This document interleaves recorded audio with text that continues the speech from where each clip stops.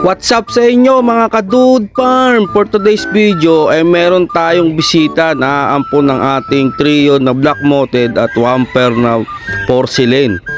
At ayan, si sir matagal na nating nakakausap yan, no? Supposed to be nung pinost natin to ay agad siya kagad nag-reply sa atin na i-reserve na daw sa kanya upang siya na ang mismo mag-ampon. Kaya nakakatuwa naman ni sir.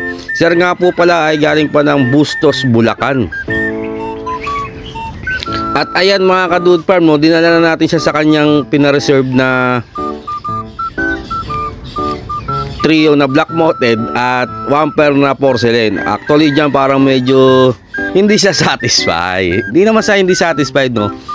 Pero napansin niya rin kasi na gusto niya yung mas malaki. Kaya lang sabi ko nga sir, medyo naka-reserve na rin po sa iba yung iba, kaya yan na lang din po talaga yung available natin this time na mas malaki. Kaya dyan parang malungkot ng konti si sir, no. Pero gagawin natin dyan mga ka-Dude Farm, may pasasayahin natin si Bossing para namang sa ganun yung pag-ampon niya sa atin at pagpunta hindi naman ganun ka lungkot, no. Maya maya makikita nyo mga ka-Dude Farm, pasasayahin natin yan. Dyan mga ka-Dude Farm, dinala natin siya sa ating breeder. At after natin madala at papakita sa breeder ay pabalik na kami, no. Medyo may kalungkutan yung lakad dyan, nakakatawa, no. Pero pasasayahin natin dyan katulad nga na sinabi natin, no. At ayan, pinakita uli natin at tinitignan niya, no. Gustong gusto talaga ni sir yung trio natin na medyo mas may edad ng, kung di ako magkakamali is 3 weeks or papuntang 1 month yung mas mataas na edad na gusto niya. Kaso nga lang talagang naka-reserve lang po ito sa ating isang umampon at hindi naman natin pwedeng ibigay ng ganun-ganun lang kaagad, no. Kaya pasensya ka na, Bossing. Pero wag kang mag-alala, Bossing. Akong bahala sa'yo, no. Pasasayahin natin yung araw mo ngayon dito. Dahil naman di masayang yung pagpunta mo. Napakalayo pa ng pinanggalingan ni sir, no. From Bustos, Bulacan to May Kawayan, Bulacan. Medyo may kalayuan din po to. Pero same lang naman kami na taga Bulacan. At ayan din yung nakikita ni sir na pair na hindi na maangkop din dun sa kanya. Kasi nga, hindi naman siya hindi angkop. Medyo malayo lang talaga ang edad, no. Kaso nakareserba lang talaga, no. Kaya ayan, pinakitaan natin si sir. Ayan yung mga 1 month old natin sa kabila. At ito naman nakuha niya is incoming 2 months na. Kaya ayan, medyo malungkot talaga si sir, no. At dyan, pinapakita natin kung ano yung mga bitaminang ginagamit natin, binibigay, at kung paano tayo mag-alaga. Dyan, nagkukwentuhan kami, no. So ayan po yung napili ni sir, no.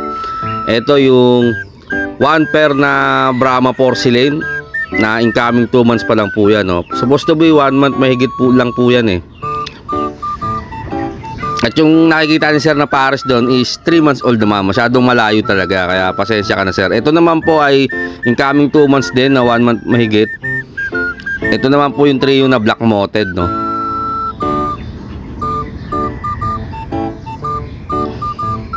At ayan mga ka-Dude Farm, hinanda na natin yung kaon. Hindi na nga pa pula namin na ipakita pa namin hinanda kasi totally nakahanda na talaga to, no. At ayan mga ka-Dude Farm, nilagyan natin ng dahon ng saging. So, bagamat 4 wheels to. At ayan, bibigyan natin si sir ng isang 1 free na porcelain hen para 2 trio na yung gamit-gamit niya. So ayan, dyan ay medyo natuwa na ni sir kasi free lang natin binigay yung 1 month old na porcelain na hen, no. Imbis na 5 lang dapat yung nakuha niya, naging 6 na, ha. Kaya ayaan na natin, medyo mabigat man sa atin yung pre, pero dahil sa natutuwa tayo kay sir, para maging matuwa rin si sir, binigyan na natin ng pre, no. Hiniwalay lang natin yung lagayan para hindi siya mabuli mga ka-Dude Farm, kasi medyo lamang yata ng 2 weeks yata yun, today lang ako magkakamali.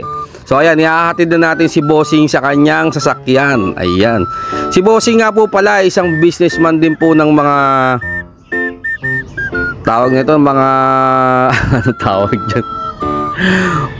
So mamaya isipin natin. Solar light, ayan mga Bossing, tagal kong nag-isip, mo. Kung gusto nyo mag-abil sa kanya ng solar light, solid yung mga ano niya na solar light, no. Kaya PM lang siya mga ka-Dude Farm, no. Napakaganda at napaka-solid ng mga legit talaga na solar light yung negosyo nito mga ka-Dude Farm. At ayan, nakarating na nga sa Bustos, Bulacan. Hindi ko akalain, napakaganda ng kulungan ng ating mga alaga ngayon, no. Kita nyo naman, may 2nd and 3rd floor pa yan. Actually, dati daw itong lagayan ng mga kalapati, pero nilagyan na lang dyan ni sir, no. Kaya hanggang dito lang ang mga video. Goodbye and thank you.